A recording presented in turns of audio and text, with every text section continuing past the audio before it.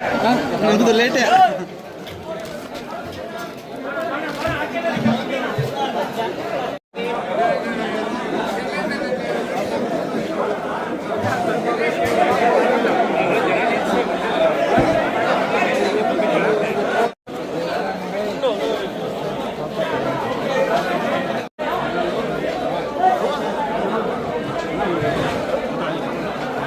ಊಟ ಮಾಡಿದ್ರಾ?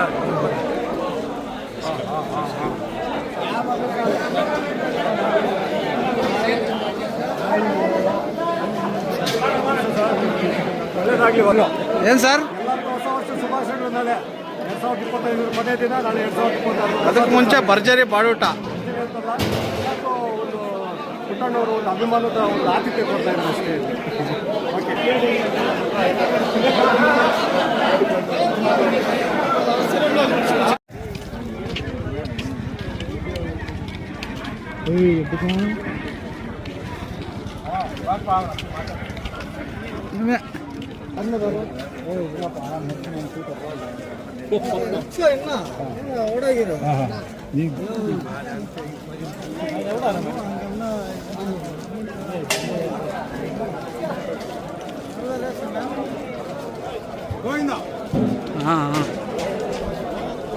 ಊಟ ಮಾಡಿದ್ರಾ?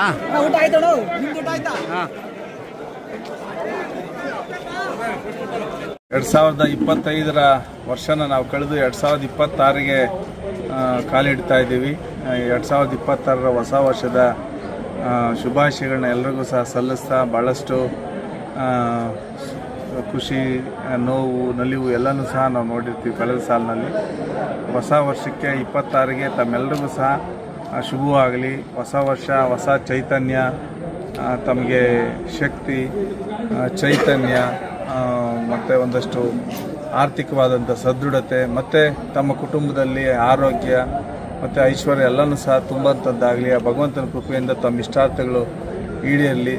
ಸದಾ ನಗುತ್ತಾ ಇರೋಂಥ ಜೀವನನ ತಾವೆಲ್ಲನೂ ಸಹ ಸುಖದಿಂದ ಕಳೆಯೋಂಥ ವಾತಾವರಣ ಸೃಷ್ಟಿಯಾಗಲಿ ಅಂತೇಳಿ ತಮ್ಮೆಲ್ಲರಿಗೂ ಸಹ ಹೊಸ ವರ್ಷದ ಆರ್ಥಿಕ ಶುಭಾಶಯಗಳು.